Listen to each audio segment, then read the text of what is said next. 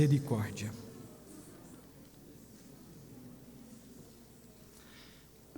Abra sua Bíblia, permaneça em pé, abra sua Bíblia comigo em Colossenses capítulo 1. Epístola de Paulo aos Colossenses capítulo 1, versículos de 9 a 12. No momento inicial do nosso culto, vamos ler essa passagem. Epístola de Paulo aos Colossenses, capítulo 1, versos de 9 a 12. Vamos ler a uma só voz esse trecho. Leiamos. Por esta razão também nós, desde o dia em que o ouvimos, não cessamos de orar por vós e de pedir que transbordeis de pleno conhecimento da sua vontade, em toda a sabedoria e entendimento espiritual, a fim de viverdes de modo digno do Senhor, para o seu inteiro agrado, frutificando em toda boa obra e crescendo no pleno conhecimento de Deus, sendo fortalecidos com todo o poder, segundo a força da sua glória, em toda perseverança e longanimidade, com alegria, dando graças ao Pai, que vos fez idôneos à parte que vos cabe da herança dos santos na luz, dando graças ao Pai. Senhor, rendemos-te graças por essa manhã, por reconhecermos que as tuas misericórdias se renovaram sobre as nossas vidas, e elas são a causa de não sermos consumidos. Grande é a tua fidelidade. Aceita a nossa adoração, seja servida em Cristo Jesus, acolher este louvor que é fruto de lábios, ó Deus, que confessam o teu nome. Abençoe e dispensa sobre todo o teu povo nessa manhã aqui reunido, a tua graça e a tua misericórdia, para que possamos crescer na estatura, no modelo perfeito de Cristo Jesus nosso Senhor. Nós te rogamos e suplicamos em nome de Jesus. Amém. Amém. Continuemos louvando o Senhor com os cânticos espirituais.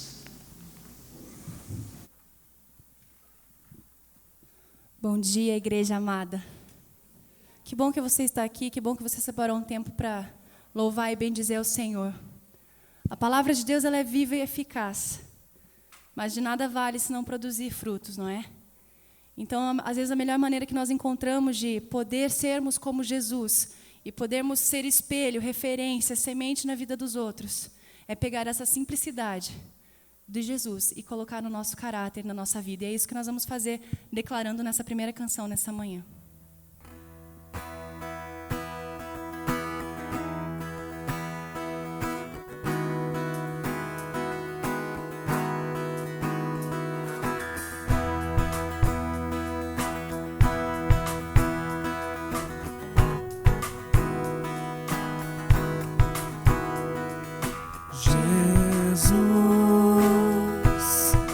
Quero ser igual a ti,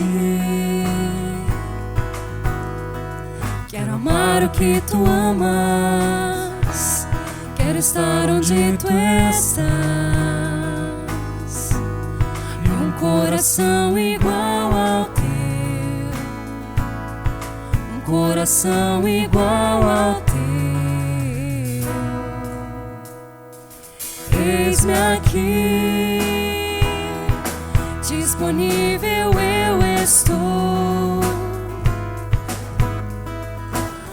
usa-me, eu quero ser as tuas mãos. Santo Deus, ajuda-me, Santo Deus, ajuda-me a ser santo como tu,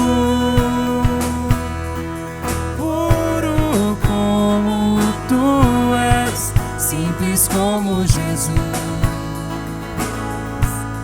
apenas como Jesus. Oh, humilde como tu, manso como tu és, simples como Jesus, apenas como Jesus. Oh,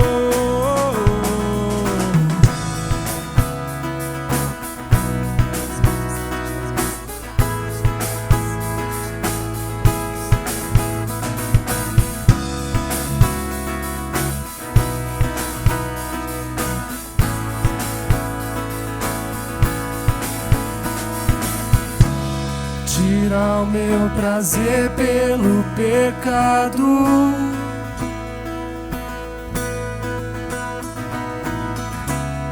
Coloca o caráter de Jesus em mim.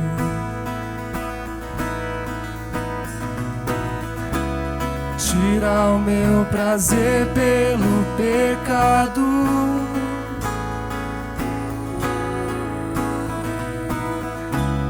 Coloca o caráter de Jesus em mim. Santo Deus, ajuda-me. Santo Deus, ajuda-me a ser santo como tu.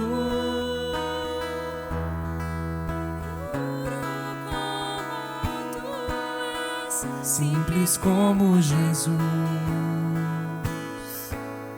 apenas como Jesus. Oh, humilde como tu, manso como tu és, simples como Jesus,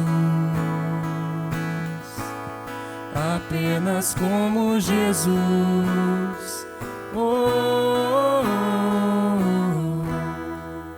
Que essa seja a nossa oração todos os dias, que possamos ser simples como Jesus. E que assim em todo tempo a nossa alma se alegre e engrandeça ao Senhor.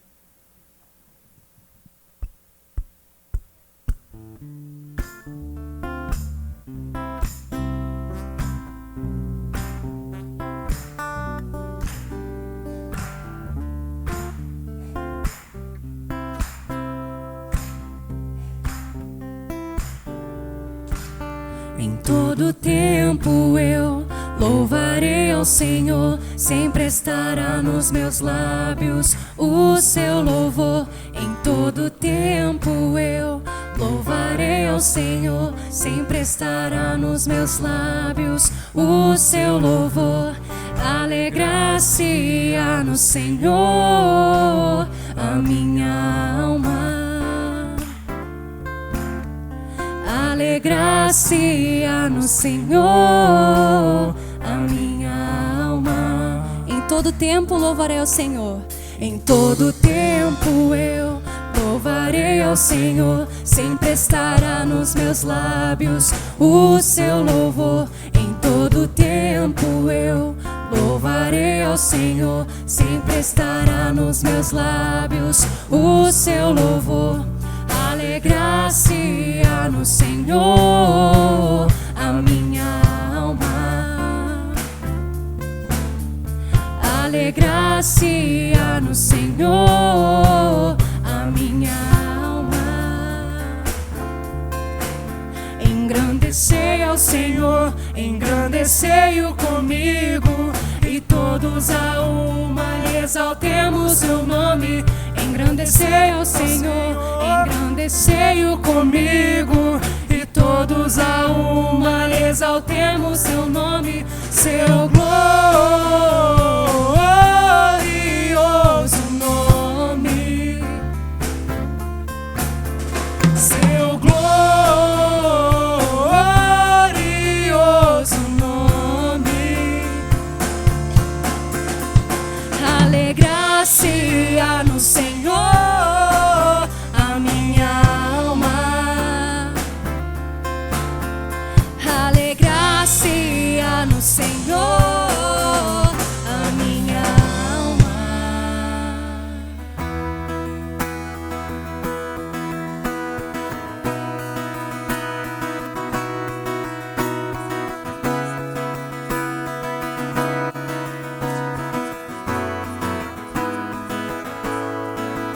Desde os confins da terra, Desde os confins da terra, no mais profundo mar, no mais profundo mar, nas alturas do céu, nas alturas do céu, louvado és.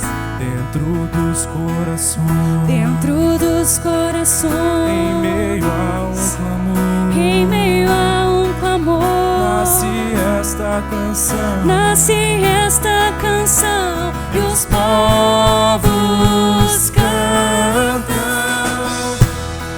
por toda a eternidade.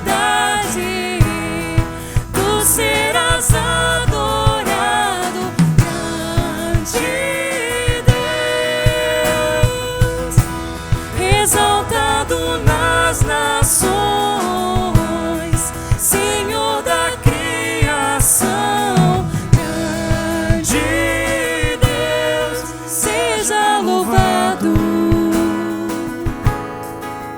desde os confins da terra, Desde os confins da terra, no mais profundo mar, no mais profundo mar, nas alturas do céu, nas alturas do céu, louvado és. dentro dos corações, Dentro dos corações, em meio a um clamor, em meio a um clamor, nasce esta canção, nasce esta canção, e os povos cantam por toda a eternidade.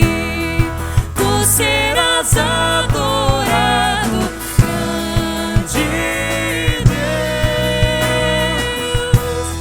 exaltado nas nações, Senhor da criação, grande Deus, por toda a eternidade. tu serás adorado, grande Deus, exaltado nas nações, Senhor da criação, grande Deus, seja louvado, seja louvado, seja louvado. Podeis sentar, meus irmãos. Primeiro de tudo, nossa saudação em nome de Jesus. Graça e paz vos sejam multiplicados. Bom estarmos na casa do Senhor nesta manhã, adorá-lo de todo o coração, bendizê-lo com toda a força de nossa alma. Sois, portanto, bem-vindos. Nós queremos, com muita alegria também, saudar os nossos visitantes, muitos costumeiros, mas é a oportunidade de reconhecer se está aqui entre nós alguém pela primeira vez. Se é a primeira vez que você está conosco, quando estiver, coloque-se em pé, que nós queremos entregar-lhe uma singela lembrança da sua presença aqui conosco. Quem está aqui pela primeira vez, por favor, fique em pé um minutinho para a gente poder saudar. Tem gente aqui na frente, duas jovens, mais alguém, lá atrás tem mais um jovem, lá em cima tem alguém. Muito bem, sejam bem-vindos, obrigado pela sua grata presença. Quero fazer um reparo do que está noticiado no nosso informativo. O almoço da ACP, costumeiramente no terceiro domingo, ele não vai se realizar hoje por motivos de força maior, mas está para ser realizado no último domingo. Este é um mês com 5 domingos, então a nossa fome aumenta, né? Nós deixamos para o dia 31 de agosto.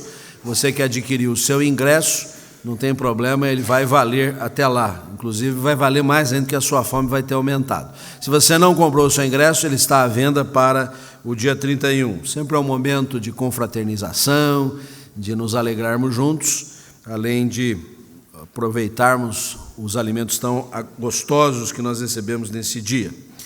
Nós também queremos ressaltar o que está já no seu boletim, o encarte dos núcleos familiares.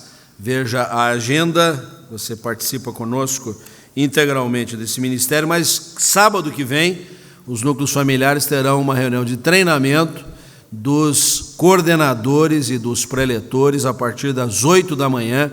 Nós vamos tomar a manhã toda, mas uma boa parcela, mas chegue cedo, às 8 horas tem o café, às 8h30 a gente já começa os trabalhos, portanto, se você chegar atrasado, vai perder o café.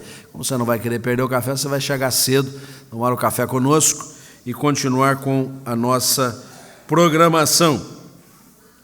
O Ministério Amor que Comove é um ministério recente da nossa igreja, mas que tem ganhado o nosso coração, e nós queremos dar oportunidade ao grupo que está aqui presente para não só apresentar um vídeo, mas deixar o seu recado conosco nesta hora.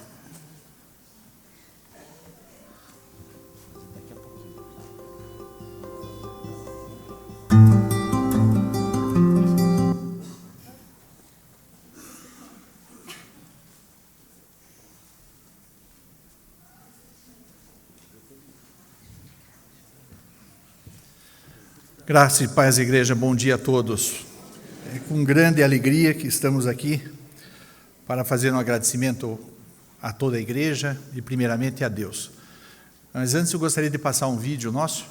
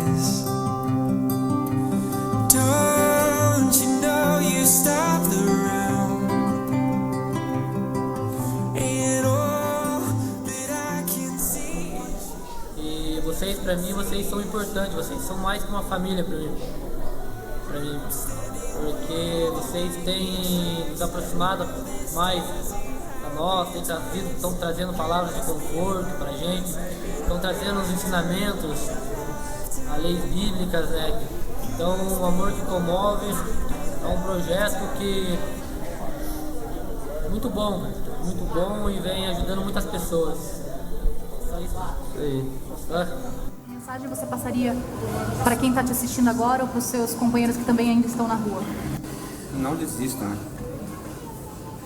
Os sonhos, como está falando, como os sonhos de Deus são maiores que os nossos, né? Os sonhos de Deus estão lá, né? Tudo na rua, né? No Vale dos Ossos Secos, que isso tem queimado muito de mim, né? Que é o Vale dos Ossos Secos. Né? O povo de Deus que se esqueceu, que se secou, está lá nas praças, nas vielas, nos viadutos. Né? Os sonhos de Deus são aqueles da os sonhos de Deus. Obrigada, meu querido. Deus abençoe.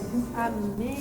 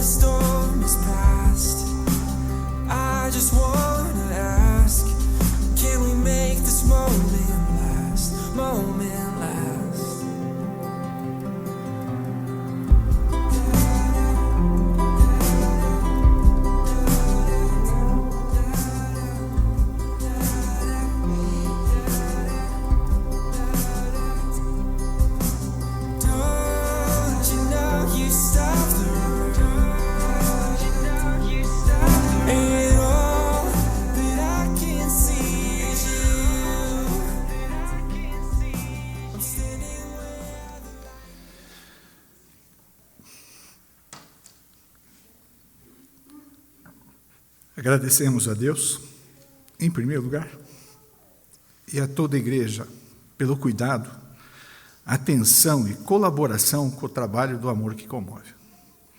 É visível o quanto Deus tem nos abençoado, por intermédio da igreja. Muitas doações para as casas terapêuticas foram recebidas e sempre há pessoa nos ajudando no que precisamos, nunca nada nos faltou.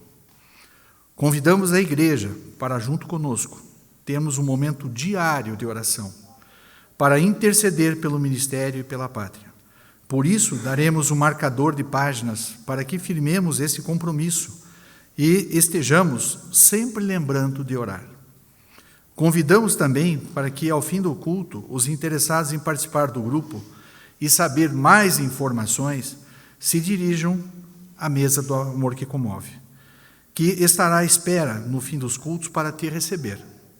Venham fazer parte dessa nova família, nossa família.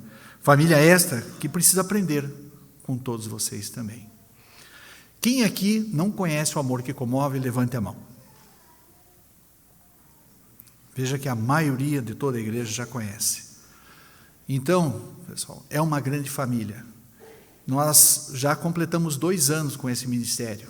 E esse ministério tem sido fortalecido por todos vocês. Porque se não fosse por vocês e pela vontade soberana de Deus, nós não estaríamos à frente. Isso incomodou algumas pessoas há anos atrás para fazermos esse trabalho. Com a visita do pastor Wildo, veio reforçar esse incômodo a algumas pessoas e, através da oração, surgiu o Amor que Comove. E nós estamos aí, à disposição para dar esclarecimentos, prestar contas dos recursos que muitos de vocês têm nos doado carinhosamente pela vontade soberana de Deus. Deus tem movido isso também no coração de cada um de vocês. Queremos agradecer enormemente. Nesse encarte que foi feito aqui, tem o relógio. O relógio ali está marcando 10h05, mas é 1 hora. Mas isso quer dizer para nós que tempo é tempo. O tempo que passou, o segundo atrás que passou, e eu não usei bem, eu não fui um bom mordomo desse tempo, como nós temos estudado durante esse ano, eu perdi esse tempo. Eu não fui fiel e não fui obediente. Então vamos aproveitar a orar pelo Amor que Comove. Nós temos uma batalha à frente aí, que são as eleições, né? A política está tão turbulenta, e com isso nós queremos colocar um desafio a todos os membros da igreja, a toda a igreja, a estar orando pela pátria. Tá? Muito obrigado, que Deus abençoe a todos.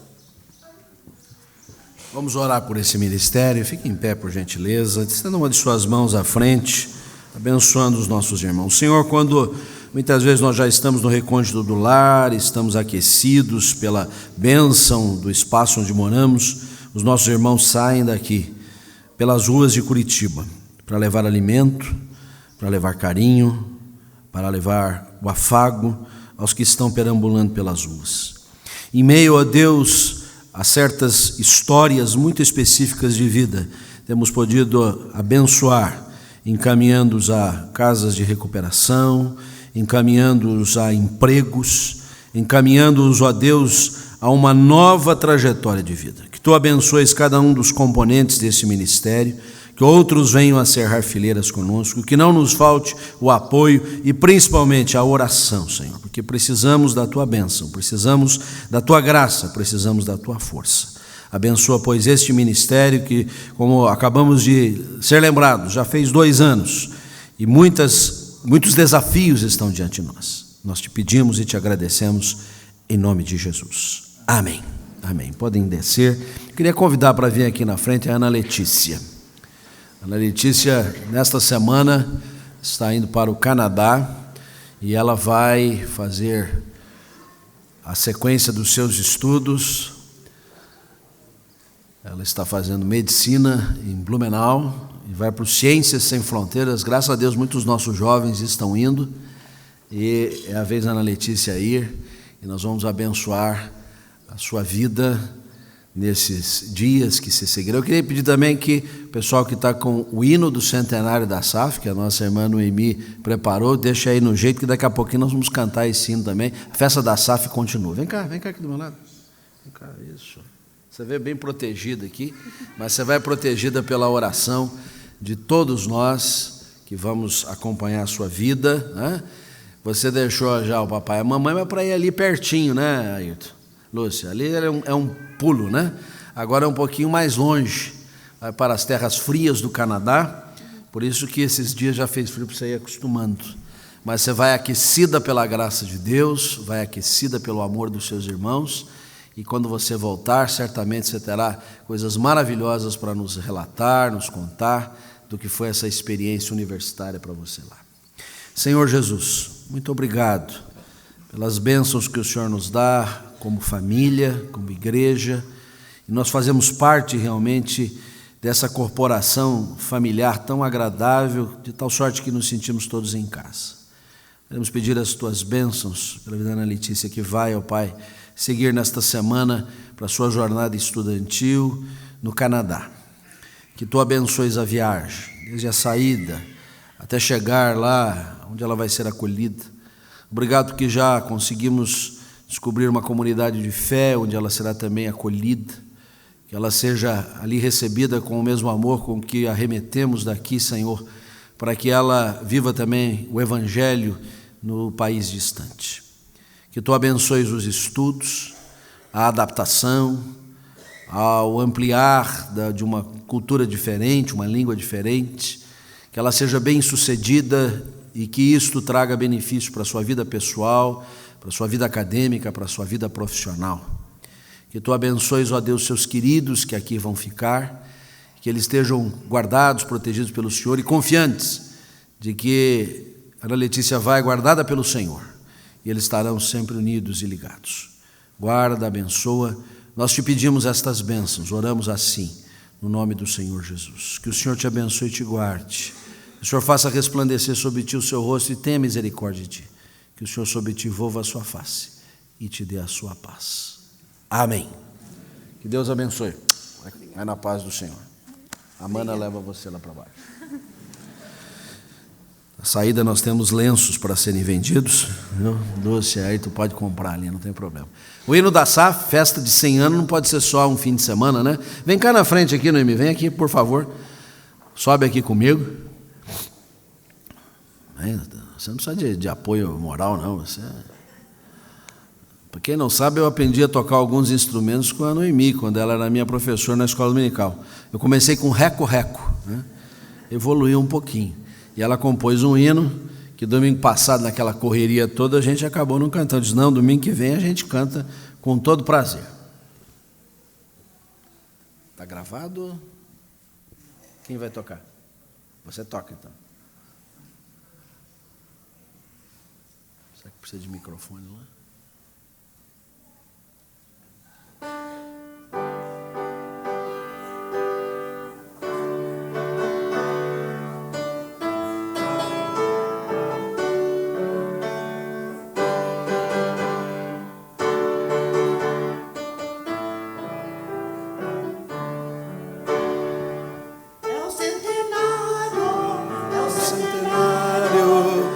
Hoje 100 anos nossa SAF tem, é o centenário, hoje 100 anos nossa SAF tem. Nós somos verdadeiras auxiliadoras no trabalho do Senhor, irrepreensíveis na conduta, no trabalho do Senhor, incansáveis na luta, no trabalho do Senhor. Somos firmes na fé, vitoriosas por Cristo Jesus. Firmes na fé, vitoriosas por Cristo Jesus. É o centenário, hoje 100 anos nossa SAF tem. É o centenário, hoje 100 anos nossa SAF tem. Nós somos verdadeiras auxiliadoras no trabalho do Senhor, irrepreensíveis na conduta, no trabalho do Senhor, incansáveis na luta, no trabalho do Senhor. Somos firmes na fé, vitoriosas por Cristo Jesus. firmes na fé, vitoriosas por Cristo Jesus. Só o coro agora, o centenário, que eu gostei muito. Toca o coro para nós. É o centenário, hoje 100 anos nossa SAF tem. É o centenário, hoje 100 anos nossa SAF tem.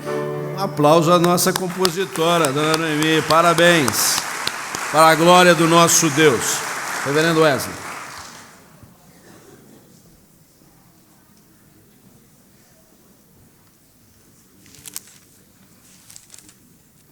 Ouçamos os 3 primeiros versículos do Salmo de número 57. Tem misericórdia de mim, ó Deus, tem misericórdia, pois em ti a minha alma se refugia. À sombra das tuas asas me abrigo, até que passem as calamidades. Clamarei ao Deus Altíssimo, ao Deus que por mim tudo executa. Ele dos céus me envia o seu auxílio e me livra. Cobre de vergonha os que me ferem. Envia a sua misericórdia e a sua fidelidade. Esta oração do salmista Davi foi feita quando ele fugia de perigos. Perseguido, teve que se esconder, mas a sua confiança em Deus nunca o abandonou. Nós temos problemas, outros não têm problemas. Não temos problemas hoje, mas podemos ter problemas amanhã. A nossa vida é cheia de flutuações. Eu sei de pessoas aqui presentes que passam por problemas sérios na sua vida. Estão tristes, estão abatidas, estão precisando de renovação na sua confiança na misericórdia, no poder e na providência de Deus. Eu sei de pessoas na sociedade que passam problemas sérios por causa das discriminações que a sociedade faz entre as pessoas. Nós temos aqui presente irmãos que vieram do Haiti e que chegam à nossa sociedade. São recebidos, mas não são tão apoiados como poderiam ser. Em todas as circunstâncias nós dependemos de Deus, mas também dependemos do apoio daqueles que estão em torno de nós. Por isso, neste momento, vamos orar a Deus para que Ele fortifique o nosso coração, fortifique o coração daqueles que estão aflitos, sofrendo e padecendo. Fortifique o nosso coração para ter misericórdia, compaixão daqueles que sofrem. Vamos orar. Primeiro, silenciosamente, depois oraremos em voz alta.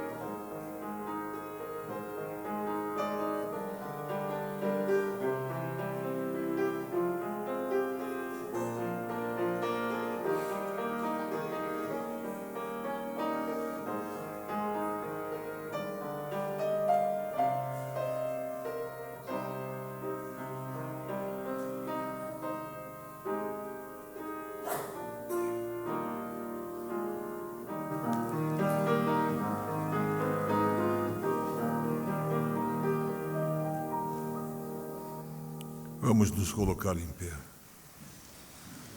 Senhor, nosso Deus, nosso Pai, estamos reverentemente na Tua presença, sabendo que Tu és o Senhor de todas as coisas, mas sabendo também que o Senhor se lembra de nós, nas nossas aflições, nas nossas dificuldades, nas nossas lutas. E nós te pedimos, ó Deus, que o Teu Santo Espírito esteja sempre nos cercando, nos fortificando, dando o consolo e a força que nós precisamos. Neste momento, Senhor, nós te pedimos que Tu fortifiques o coração daquelas famílias que lá no norte, na cidade do Recife, estão sepultando os seus queridos que morreram neste acidente de aeronáutica. Nós te pedimos também, Deus, por todos aqueles que têm passado dificuldades, sofrimentos, aflições, perseguições, opressões de toda sorte, para que sintam a misericórdia e o auxílio das outras pessoas, mas principalmente a confiança que só pode ser aurida e recebida quando vem de Ti, Senhor. Abençoa cada família que também busca a Tua presença.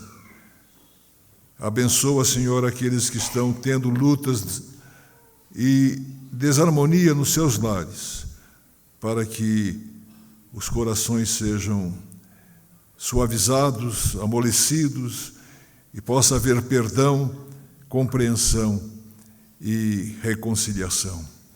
Abençoa, Senhor, todo o Teu povo, a nossa igreja, a nossa sociedade, o nosso país. Onde quer que esteja a dor, o sofrimento, esteja também a Tua mão, dando o bálsamo e o linimento. É em nome do Senhor Jesus que nós te pedimos, o nosso amado Mestre, que nos ensinou a te buscar e nos irmanou quando nos ensinou a orar dizendo: Pai nosso que estás nos céus, santificado seja o Teu nome, venha o Teu reino, seja feita a Tua vontade, assim na terra como nos céus. O pão nosso de cada dia nos dás hoje, e perdoa-nos as nossas dívidas, assim como nós perdoamos aos nossos devedores. E não nos deixes cair em tentação, mas livra-nos do mal, pois Teu tem o poder e a glória para sempre. Amém. Pode sentar.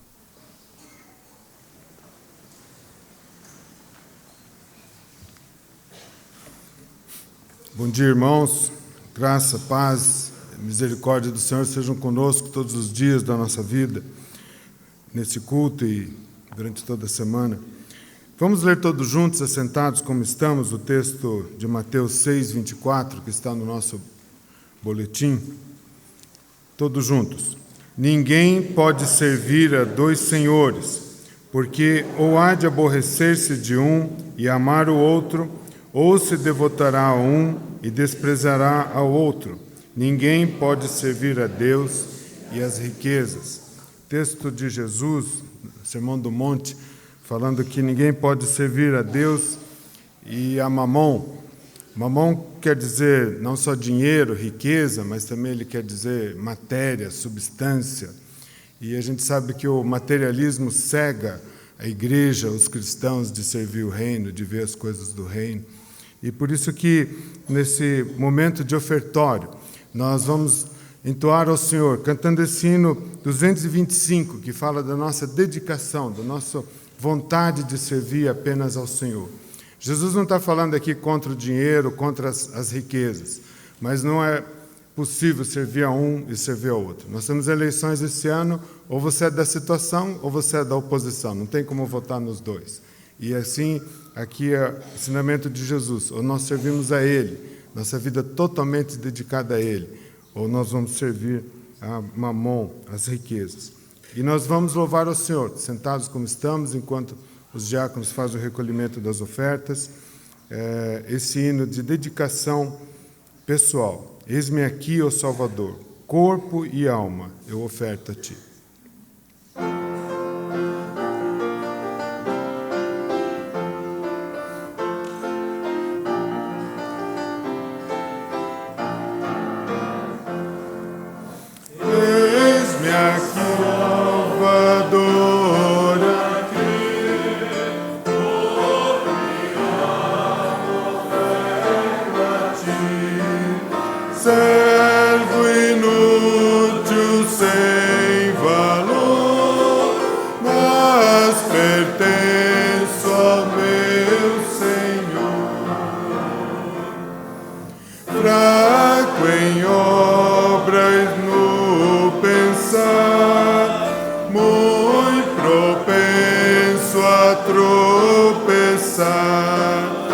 salvo estou por teu amor e me volto a ti, Senhor. Subjugado em todo ser, me submeto ao teu poder. Grande é o preço do perdão, dá-me igual consagração. Vamos ficar em pé, eu convido as crianças a virem na frente para nós orarmos com elas. Eu remido pecador, me dedico ao Redentor. Teu é este coração, teu em plena sujeição.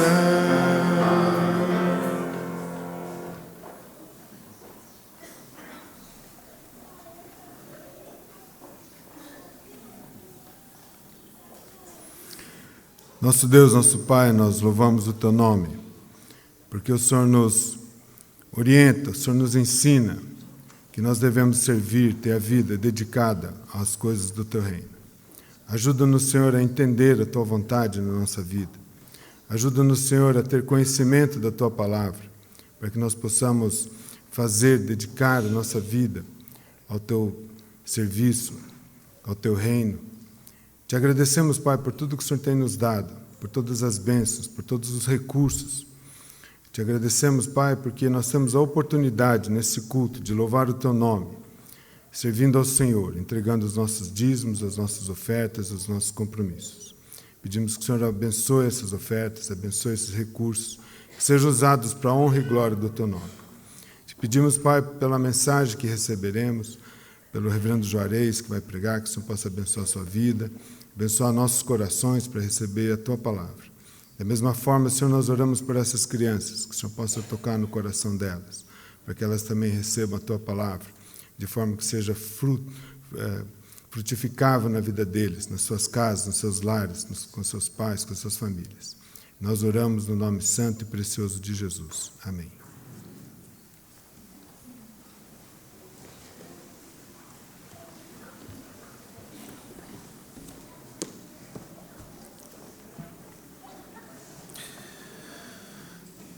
Convido a abrir a palavra de Deus na primeira carta que Pedro escreveu, capítulo 1. Nós leremos do verso 13 ao final. Enquanto você vai abrindo a sua Bíblia, eu queria lembrar que na semana que passou, nós comemoramos o Dia do Presbiterianismo Brasileiro. A data de 12 de agosto é uma marca da nossa vida como denominação. Ela marca a chegada do primeiro missionário presbiteriano em terras brasileiras, o missionário Ashbel Green Simonton. E ele veio com um único propósito: pregar o Evangelho. Quando nós pregamos o Evangelho, quando o Evangelho é ouvido e é atendido, a obra do Senhor se realiza. E tudo mais é sequência, é consequência. Nós comemoramos 155 anos da chegada de Simonton ao Brasil. Um jovem de 26 anos que deixou a América do Norte, fez uma viagem extremamente difícil de embarcação até o porto do Rio de Janeiro. E quando ele, como coloca no seu diário, na manhã daquele dia 12 de agosto, avistou a Baía de Guanabara, ele sabia que a sua vida estava dando um passo que não voltaria mais. De fato, 8 anos depois, tendo plantado a primeira igreja no Brasil, deixado um legado tão importante de evangelização através da imprensa, evangelização através da formação de discípulos, de verdadeiros líderes nacionais, ele faleceu no Brasil.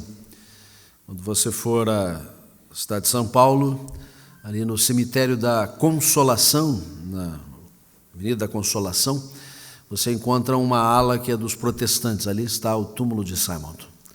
Ele veio para deixar o seu coração no Brasil e deixou. Mas os 8 anos que ele passou no Brasil foram uma semente. E por isso, na última terça-feira, estávamos lá na capital federal, uma grande reunião com toda a liderança nacional, dando posse aos órgãos eleitos no Supremo Concílio, vendo a dinâmica da nossa igreja nos seus seminários, nas suas escolas de formação secular, na lide da saúde, na lide missionária interna e fora do país, e sabendo que Deus tem sustentado a vida da nossa igreja. Porque alguém se dispôs a pregar o Evangelho, só isso. E houve quem ouvisse o Evangelho. É com esse sentimento que eu gostaria que você desse atenção à palavra de Deus, que lemos agora, a qual queremos meditar. Por isso, cingindo o vosso entendimento, sede sóbrios e esperai inteiramente na graça que vos está sendo trazida na revelação de Jesus Cristo. Como filhos da obediência, não vos amoldeis às paixões que tinhais anteriormente na vossa ignorância. Pelo contrário, segundo é santo aquele que vos chamou, tornai-vos santos também vós mesmos em todo o vosso procedimento, porque escrito está: sede santos, porque eu sou santo. Ora, se invocais como Pai aquele que, sem acepção de pessoas, julga segundo as obras de cada um, portai-vos com temor durante o tempo da vossa peregrinação, sabendo que não foi mediante coisas corruptíveis, como prata ou ouro, que fostes resgatados do vosso fútil procedimento que vossos pais vos legaram, mas pelo precioso sangue, como de cordeiro, sem defeito e sem mácula, o sangue de Cristo, conhecido com efeito antes da fundação do mundo, porém manifestado no fim dos tempos, por amor de vós, que por meio dele tendes fé em Deus, o qual o ressuscitou dentre os mortos e lhe deu glória, de sorte que a vossa fé e esperança estejam em Deus. Tendo purificado a vossa alma pela vossa obediência à verdade, tendo em vista o amor fraternal não fingido, amai-vos de coração uns aos outros ardentemente, pois fostes regenerados não de semente corruptível, mas de incorruptível, mediante a palavra de Deus, a qual vive e é permanente. Pois toda a carne é como a erva, e toda a sua glória como a flor da erva. Seca-se a erva e cai a sua flor. A palavra do Senhor, porém, permanece eternamente. Ora, esta é a palavra que vos foi evangelizada. A palavra que vos foi evangelizada. Pedro termina este seu capítulo com o que destacamos, porque é importante a gente entender qual foi a palavra que nos foi evangelizada. Qual foi o evangelho que alcançou o nosso coração? Qual foi o evangelho que nos foi anunciado por Simonton, Blackford, Schneider, os primeiros missionários que chegaram ao Brasil pouco depois dos meados do século XIX, e que depois continuou com aqueles já naturais do Brasil, formados por essa primeira geração. O evangelho que foi pregado pelo reverendo Landes, o plantador da nossa igreja, há 126 anos. Qual foi o evangelho proclamado do púlpito desta igreja pelos ilustres ministros de Deus que se revezaram para sustentar a obra do Senhor? Antes de responder qual é o evangelho que foi pregado, a gente precisa entender qual foi o evangelho que não foi anunciado e que nós não queremos que seja anunciado.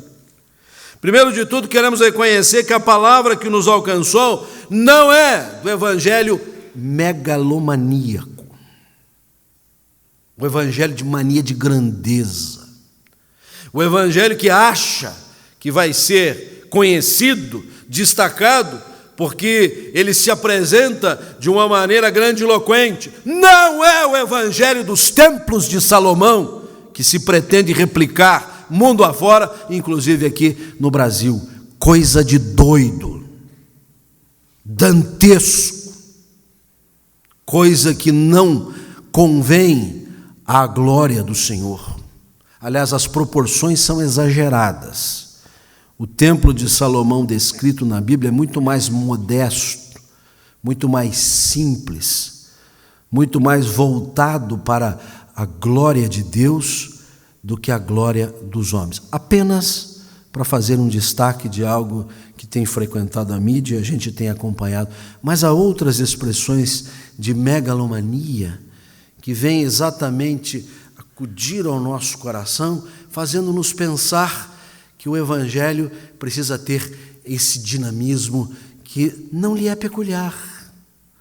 Um Evangelho simples, um Evangelho que fala de um galileu que desceu pelas terras poerentas de toda a Palestina, cercando-se igualmente de outros galileus. A Galileia era sempre tida como uma terra esquecida. É como se você pensasse num município aqui do estado do Paraná, o mais esconso possível, o mais distante possível, e lá dentro daquele município você fosse no bairro mais longínquo, mais periférico. Foi de lá que nasceu o Evangelho do Senhor Jesus. Isso nos leva também a fazer coro de que a palavra que nos alcançou não é do Evangelho dos poderes humanos, poder econômico, poder político. Está em curso uma visão de que hoje, como nós somos cerca de 22, 25% da população brasileira, nós temos um poder eleitoral fabuloso. Nós vamos eleger quem nós quisermos. Para onde nós nos inclinarmos, nós vamos fazer o presidente da República, o governador do estado, nas próximas eleições, o prefeito municipal, esquecendo-se que nós não somos encabrestados, que nós, como cidadãos brasileiros, não pensamos com a nossa própria cabeça, que basta o líder religioso dizer, é por aqui, e todo mundo vai atrás. E como se nós não estivéssemos conscientes de que vivemos em dois reinos, o reino de Deus, o reino do qual somos cidadãos, o reino no qual devemos expressar toda a virtude, os valores, os princípios que a palavra de Deus nos coloca. Mas também vivemos no reino dos homens, que nem sempre absorvem bem os valores do reino de Deus. Nós deveremos testemunhar o reino de Deus no reino dos homens, mas não significa que as estruturas humanas vão acolher, vão recepcionar bem. É por isso que muita gente bem intencionada, com a melhor das boas vontades, sentindo inclusive o chamado de Deus para assumir as lides políticas, se sentiram de mãos atadas. Nem por isso nós deixamos de convocar aqueles a quem o Senhor chama para a lide política a irem, a representarem o anseio do reino de Deus em meio ao reino dos homens. Mas a igreja não tem projeto político. A igreja tem projeto do reino de Deus. A igreja há de fermentar a sociedade, a coletividade com esses valores que a palavra de Deus nos apresenta. Por isso, o evangelho que nos encanta, que vem ao encontro do nosso coração, que muda a nossa vida, não vem para nos embalar nesta cantiga, nesta melodia, de que agora sim, agora nós somos densamente populosos na nação, que tudo vai ser diferente. O Senhor ainda requer de nós, que mesmo sendo minoria, às vezes desprezados, até mesmo zombados, façamos a mesma diferença. Este é o desafio para nós. Isto posto, para nós nos situarmos bem e não perdermos o fio da meada, voltamos para a epístola de Pedro, que diz, esta é a palavra que nos foi evangelizada, e Pedro nos dá alguns sinais importantíssimos, para a gente saber por onde é que a gente está caminhando. Porque se a palavra que nos alcançou não é do evangelho nem megalomaníaco, nem dos poderes humanos, a palavra que nos alcançou é do evangelho, primeiro de tudo, das Escrituras Sagradas, do Velho e do Novo Testamento. Aliás, é sugestivo que nesta página o apóstolo Pedro faça a citação de dois textos do Velho Testamento. Um deles do Levítico, está no versículo 16, escrito está, E de novo no versículo 24 a menção ao profeta Isaías. A palavra que nos foi evangelizada é a palavra que advém da Escritura Sagrada. O pregador, ele pode ter boas ideias, ele pode ser rico no seu pensamento, ele pode ler muitos manuais da ciência, da história, da filosofia, até da teologia mesmo, aliás, é muito bom que eu faça, mas se ele não pregar a palavra de Deus, ele não é pregador que o Senhor requer. Nós devemos ilustrar a nossa mensagem, nós devemos ser claros, nós podemos usar até os recursos midiáticos, mas o que está em ordem, na ordem do dia, é o anúncio da Escritura Sagrada. É isto que garante a continuidade da igreja, não apenas por 155 anos, ou 126, como é o caso da nossa igreja local, mas ao longo de todos esses milênios. A proclamação da Escritura Sagrada. Escrito está. E se o apóstolo Pedro não poderia ter a percepção, já que nós temos dos textos do Novo Testamento, ele tinha o mesmo respeito que o apóstolo Paulo também tinha pelas Escrituras Sagradas. Aliás, Paulo diz: toda a Escritura é inspirada por Deus e útil para o ensino, para a repreensão, para a correção, para a educação na justiça, a fim de que o homem de Deus seja perfeito e perfeitamente habilitado para toda a boa obra. Quando Paulo disse isso, ele só pensava no Velho Testamento.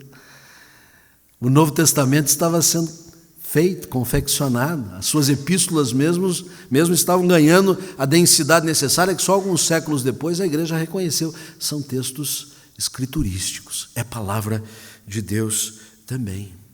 E é por isso que nós estamos aqui nesta manhã, diante das Escrituras.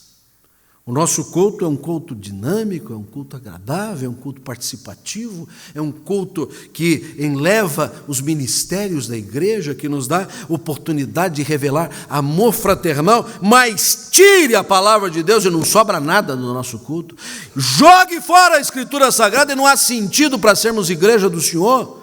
Coloque-a num lugar escondido, apagado, deixe-a esconsa e nós não seremos a igreja do Senhor. Por isso lhe damos o destaque necessário, lugar central. Central até espacialmente dentro desse templo, para que a palavra de Deus alimente a nossa alma, para que a Escritura Sagrada instrua o nosso pensamento, para que os textos bíblicos venham trazer o alimento de que os nossos corações tanto carecem. Assim como precisamos de alimento físico, material, para nutrir os nossos corpos, a nossa alma não pode prescindir do alimento espiritual que o Senhor já nos deixou, que o Senhor já nos legou. Mas a palavra que nos alcançou é tanto do Evangelho das Escrituras Sagradas como do Evangelho do Senhor Jesus. E por uma razão muito simples, porque tudo converge para Cristo na Escritura Sagrada. O apóstolo Paulo, escrevendo aos Efésios, ainda na sua palavra doxológica, no capítulo 1, diz que o propósito de Deus é de fazer convergir em Cristo todas as coisas, tanto do céu como da terra. Tudo faz convergir para Cristo. Na carta aos Gálatas, Paulo vai dizer coisa parecida quando diz que na plenitude dos tempos Deus enviou o seu unigênito. A igreja presbiteriana, como igreja cristã, evangélica, de tradição reformada, é uma igreja cristocêntrica. É uma igreja que reconhece a pessoa e a obra do Senhor Jesus. Assim como o apóstolo Paulo, nós não vos pregamos a nós mesmos, nós pregamos a Cristo. E este, crucificado, venceu a morte, ressuscitou, vive e reina para sempre nos nossos corações, pelo seu Santo Espírito. Pedro diz isso com muita clareza. Pedro, ao mesmo tempo em que cita as Escrituras, ele faz lembrar dos seus leitores, sabendo que, versículo 18, não foi mediante coisas corruptíveis, como prata e ouro, megalomanias humanas, poderes humanos transitórios e passageiros, que fostes resgatados do vosso fútil procedimento, que vossos pais vos legaram, mas pelo precioso sangue, como de cordeiro, sem defeito e sem mácula, o sangue de Cristo, conhecido com efeito antes da fundação do mundo, porém manifestado no fim dos tempos por amor de vós, que por meio dele tendes fé em Deus, o qual o ressuscitou dentre os mortos e lhe deu glória, de sorte que a vossa fé e esperança estejam em Deus. A nossa fé e a nossa esperança estão postas em Deus, porque Jesus Cristo nos conduziu à presença de Deus. Porque a palavra do Evangelho nos levou como pecadores, perdidos, alienados do propósito de Deus, à presença desse Deus que tem um propósito para as nossas vidas. Cristo nos conduz ao Pai. Ele assumiu isso. Eu sou o caminho, a verdade e a vida. Ninguém vem ao Pai senão por mim. A nossa fé e a nossa esperança estão postas no Senhor. Portanto, sabedores muito claramente de qual é a palavra que nos foi evangelizada, qual é a mensagem que nos foi anunciada, qual é o embasamento doutrinal que nós temos, qual é a razão de sermos a igreja do Senhor, nós precisamos responder a este Evangelho. O Evangelho, ele vem e nos provoca. O Evangelho vem e nos chama. O Evangelho surge e nos conclama. E nós não podemos ficar de braços entrecruzados. E nós não podemos ficar passivos e indiferentes. Nós temos que responder a este Evangelho com muito vigor. E é disso que eu quero falar daqui até o final da nossa reflexão. E a primeira coisa que eu encontro nesse texto bíblico é que a nossa resposta ao Evangelho deve ser com uma vida como a família de Deus. Nós respondemos ao Evangelho vivendo como família de Deus. É muito importante que nós nos reconheçamos como igreja do Senhor, igreja que tem a sua lide litúrgica, que tem o seu sistema de governo, onde as coisas se encaixam e funcionam bem, né? Imaginou se a gente aqui vivesse assim, da maneira que quisesse, as coisas acontecessem assim a esmo. Nós temos uma estrutura, nós temos um sistema de governo. Aliás, é importante lembrar que o nosso nome, às vezes difícil de ser falado por nós mesmos, imagine pelos de fora, né? Não é incomum você, quando se apresenta, eu sou da igreja presbiteriana, o seu interlocutor diz da prebisteriana, né? O pior é quando ele diz que é da prebesteriana, né? Porque aí é muita besteira para nós, não dizer coisa pior ainda, né? Então, mas o nosso nome tem a ver com o sistema de governo, né? É por isso que nós temos o conselho da igreja formado por pastores e presbíteros. Os pastores são chamados de presbíteros docentes, porque ensinam, porque pregam, e os presbíteros, os demais são chamados de presbíteros regentes, porque cuidam da administração do governo da igreja, e trabalhamos todos juntos, fazemos um interface do ensino e do governo, todos juntos. Esse é o sistema que sustenta a nossa igreja. Mas isso não é nada diante desse desenho mais bonito, deste quadro que se apresenta diante de nós, de sermos família de Deus. Os nossos espaços, os nossos ambientes foram recentemente modificados, pintados, né? Nós nos sentimos assim muito agradados de estar aqui. Temos um conforto de assento, conforto térmico, tudo mais. Mas isso não diz muita coisa. O que diz toda a diferença é que nós somos família de Deus. Estamos cultuando ao mesmo Pai e o fazemos no ambiente da comunhão fraternal. É por isso que o texto bíblico insiste nesta visão do relacionamento com Deus, com quem nós devemos ter o trato de Pai. Ele é o nosso Pai, nós somos os seus filhos. Versículo 17 diz: invocais a Deus como Pai. Quando Jesus começou a chamar Deus de Pai, ele começou ali o seu processo, a sua crucificação iniciou-se ali, que ninguém ousou no passado, chamar Deus de Pai. Isso é muita intimidade. Isso é falta de respeito para alguns. Mas Jesus podia chamá-lo de Pai porque é seu Pai mesmo, eternamente. A doutrina nos ensina que o Filho é gerado eternamente do Pai. Não houve um momento em que o Filho foi gerado, eternamente ele é Filho de Deus. Mas o Senhor Jesus nos conquistou a condição de sermos agora chamados de filhos de Deus pela adoção em Cristo Jesus. Cristo é o unigênito do Pai, o único gerado do Pai. E nós somos adotados por intermédio da obra de salvação. Mas se temos esta relação com Deus como nosso Pai, somos os seus filhos, somos irmãos uns dos outros. E como devem viver os irmãos? Como deve ser o nosso convívio? Qual deve ser o nosso relacionamento? Está completamente descrito aqui no versículo 22. Tendo em vista o amor fraternal não fingido, amai-vos de coração uns aos outros ardentemente. Esta frase diz mais do que a gente poderia dizer escrevendo vários livros acerca do assunto. Ela é profunda, ela é tremenda, ela vai ao âmago das questões. Primeiro de tudo, precisamos considerar o que aqui é chamado de amor fraternal. Sermos fraternos. Hoje não canta aqui no nosso culto, mas habitualmente o faz, o coral que é chamado de coral da fraternidade. E para quem não sabe, esse nome foi dado quando o coral fez uma excursão para a cidade de São Paulo, um intercâmbio com a Igreja Presbiteriana do Brás.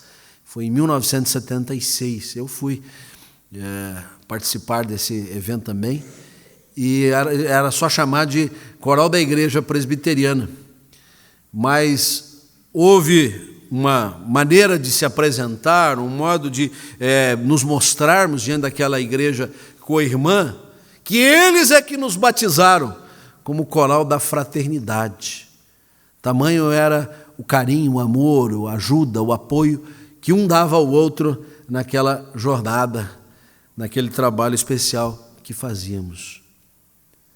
Portanto, não se trata de uma marca, de uma grife, de um nome bonito que a gente possa ter. Se trata de uma realidade, de sermos irmãos uns dos outros, de estarmos numa relação fraternal, de reconhecermos que há irmãos mais velhos, que talvez mais experientes, mais vividos, podem nos ajudar. João, escrevendo a sua primeira epístola, vai relatando isso, que os pais, assim chamados, né, é uma forma de se referir aos mais experientes, aos mais velhos, tem uma coisa a ensinar aos mais jovens, né? As mulheres mesmo mais velhas têm experiência a passar para as mais novatas. Então tem os irmãos mais velhos, tem os irmãos mais jovens, com os quais às vezes a gente tem que ter um trato mais paciencioso, mais sereno, mais tranquilo, mas é a vida de família, é a vida de família. Porque a gente não pode ouvir a palavra de Deus, o evangelho que chegou até nós, a palavra que nos foi evangelizada, que é uma palavra de amor, é uma palavra de graça, é uma palavra de salvação, e nos perdermos no meio da nossa vida de comunidade. E aí a gente desfralda uma bandeira tão bonita do presbiterianismo pátrio, de 155 anos de serviços prestados, de uma superestrutura que a gente tenha, e estamos nos engalfinhando. E estejamos nos mordendo e nos devorando uns aos outros, conforme Paulo descreve na carta aos Gálatas. Portanto, não é novidade isso, né? E o amor fraternal é deixado de lado. A nossa resposta a um evangelho tão gracioso, a um amor tão maravilhoso, tem que ser vivermos como família de Deus, dirigirmos-nos ao Pai comum e reconhecendo que os outros também têm nele o seu Pai e nos tratando fraternalmente, de coração, sem fingimento, sem dissimulação, sem falsidade. Às vezes a gente tem que dizer para o outro: ó, doeu aquilo que você falou, você pisou demais no meu pé aqui. Eu acho que você quis me ajudar, mas passou um pouquinho do ponto, né? Me ajude mesmo, né? Agora vê se cura a pisada que você deu mais forte. Não, vamos tratar, eu passei um pouquinho do ponto. Temos que reconhecer, às vezes, os nossos exageros, né? Mas isso não deixa de nos fazer parecer e ser a família de Deus, amando de coração uns aos outros ardentemente. Ardor, fervor, carinho intenso de uns para com os outros. Mas a nossa resposta ao Evangelho não é só o de vivermos como família de Deus, mas respondemos ao Evangelho também demonstrando a santidade de Deus. Porque se a vida em família nos coloca diante uns dos outros, somos irmãos uns dos outros, a santidade nos coloca agora diante do nosso Deus, cara a cara, frente a frente. A convocação do apóstolo Pedro é justamente para uma vida santa, o que significa uma vida distinta, uma vida diferente, uma vida que não é pautada pelas paixões mundanas, pelo modo de viver comum dos homens que não têm o temor de Deus, mas ao contrário, uma vida que é apontada como modelar, como padrão, como paradigma, inclusive para aqueles que não têm o temor do Senhor. Aliás, é curioso que aqueles que não têm o temor do Senhor, aqueles que não servem a Deus, quando se deparam com o crente que vive na amplitude do testemunho do Senhor, se perfilam. Se por um lado querem ser jocosos, zombeteiros, de outros eles sabem diante de quem se acham. É por isso que Pedro diz a partir do versículo 14: como filhos da obediência, não vos amoldeis às paixões que tinhas anteriormente na vossa ignorância. O incrédulo, o descrente, vive à vontade, tem a sua boca para proferir impropérios, não mede as consequências dos seus atos.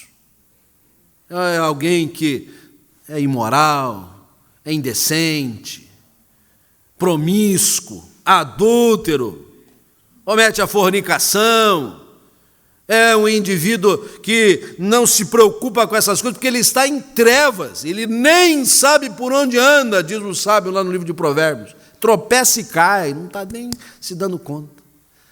Mas quem veio para a luz, quem é filho da luz, quem faz parte da família de Deus, a mesma situação de falta de luz de um lado, agora é luz para o outro. E ele sabe o que deve fazer. E quando não faz, reconhece que precisa chegar à presença do Senhor e confessar os seus pecados. Se confessarmos os nossos pecados, Deus é fiel e justo para nos perdoar os pecados e nos purificar de toda injustiça. Para quê? Para que nós vivamos na santidade do Senhor. E o texto prossegue no versículo 15: segundo é santo aquele que vos chamou, tornai-vos santo também vós mesmos com todo o vosso procedimento, porque escrito está: sede santos, porque eu sou santo. O Senhor aqui nos traz a si mesmo como modelo para nós. O modelo da nossa santidade não é alguém que a gente olha assim, não, ele parece santo, olha o jeitão dele, não. O modelo de santidade é o próprio Deus. Sede santos, porque eu sou santo. Em meio a uma gama politeísta de deuses que se apresentavam às nações, um confundindo-se com o outro, deuses cheios de paixões mundanas, a palavra do Senhor é revelada ao seu povo. E ali se impõe a autoridade maior daquele que é o único Deus. Aquele que não se assenta com os demais deuses para ser comparado, ele é absolutamente incomparável.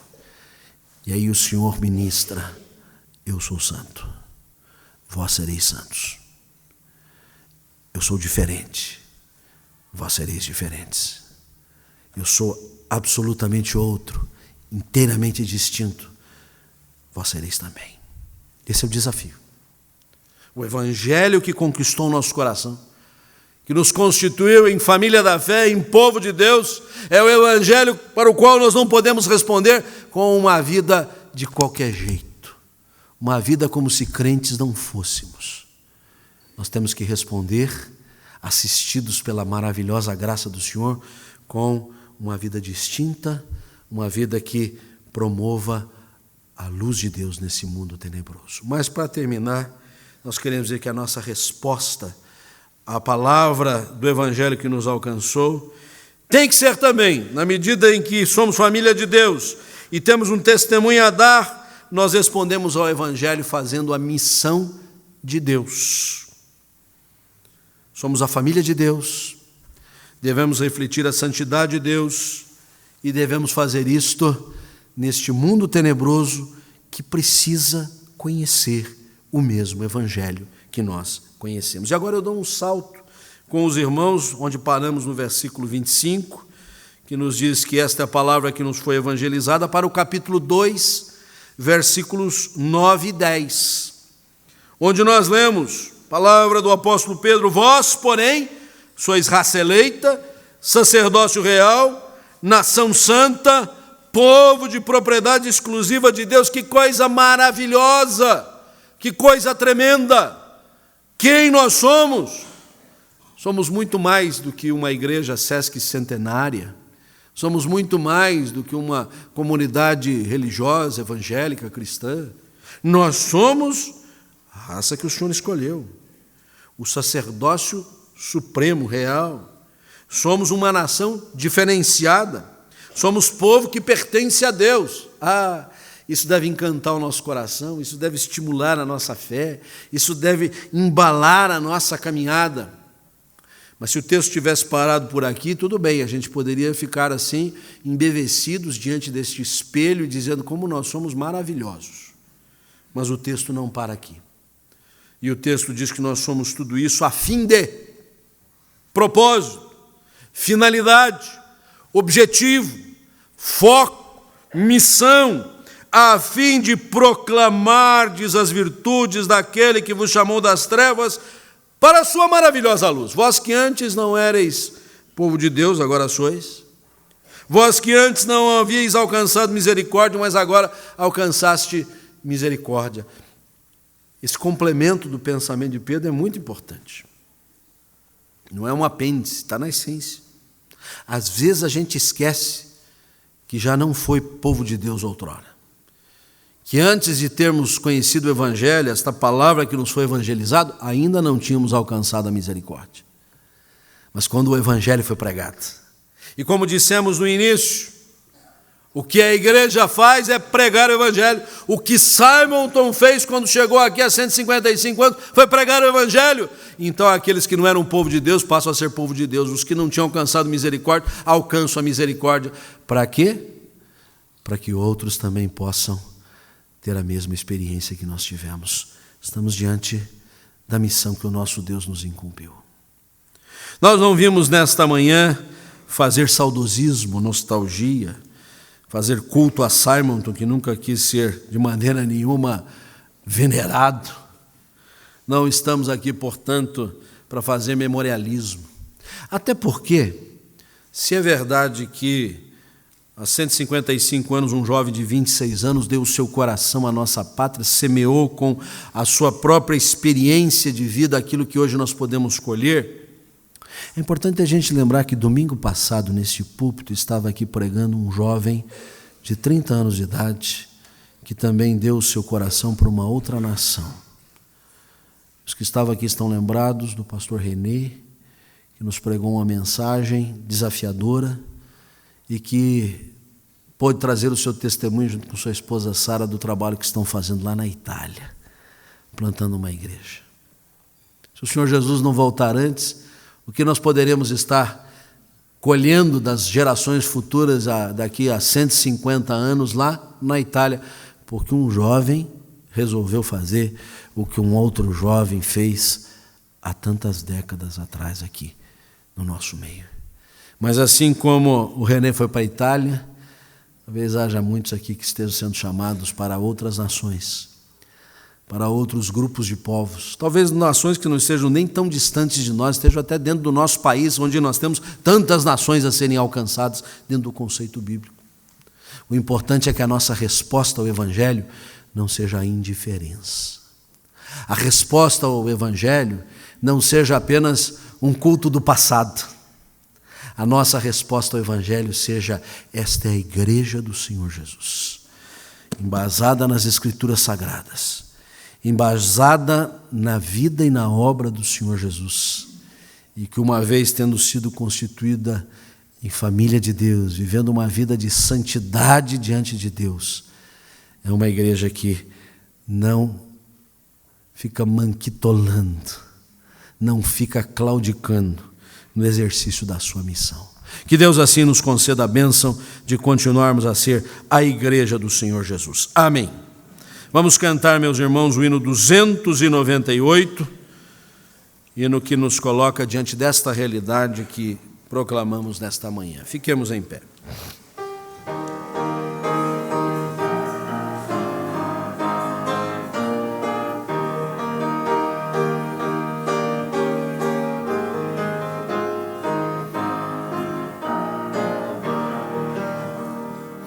Da igreja o fundamento é Cristo Salvador, em seu poder descansa e é forte em seu amor, pois nele alicerçada, segura e firme está, e sobre a rocha eterna jamais se abalará.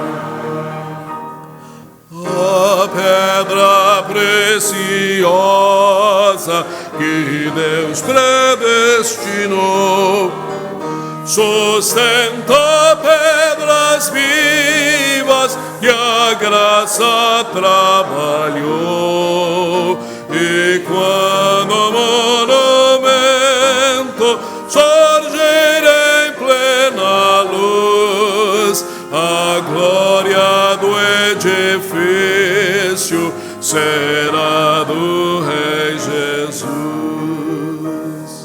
Neste edifício santo que visa o teu louvor, esteja a tua bênção, rogamos-te, Senhor, que muitos pecadores aqui em contrição se tornem templos santos de tua habitação. Fazemos destino a nossa oração, Senhor. O fundamento da igreja é o Senhor Jesus, indicado, apontado ao longo de todas as Escrituras Sagradas, que são regra de fé e prática para cada um de nós, fundamento desta igreja. E ao mesmo tempo, Senhor, somos desafiados a um viver distinto, a um viver que possa glorificar ao Senhor neste mundo que não glorifica o Senhor. Um mundo que tem outros objetivos que não aqueles que o Senhor conferiu a nós, teu povo. Por isso, Senhor, quando cantamos com muita alegria, que estando nesse templo que foi erigido para reunir o teu povo, muitos outros venham a ser templos da tua habitação, porque nós somos o templo do Senhor. Deixamos este espaço físico, mas não deixamos de ser a igreja do Senhor. E devemos ser a igreja do Senhor ao longo de todos os dias da semana, dos meses, dos anos, a vida fora. Que esse seja o testemunho desta comunidade local, da nossa igreja presbiteriana do Brasil, que comemora nesta semana mais um aniversário, e seja a marca do teu povo. É a nossa oração, agradecidos, em nome do Senhor Jesus. Que o Senhor vos abençoe e vos guarde. Que o Senhor faça resplandecer sobre vós o seu rosto e tenha misericórdia de vós. Que o Senhor sobre vós levante a sua face e vos dê a paz. A graça do Filho, o amor do Pai, as consolações do Espírito Santo repouse sobre vós, convosco permaneçam hoje e sempre. Amém. ao que está sentado no trono e ao Cordeiro seja o louvor e a honra e a glória e o domínio pelos séculos dos séculos. Amém. Vamos nos cumprimentar na paz de Cristo. Bom domingo a todos. Até a noite.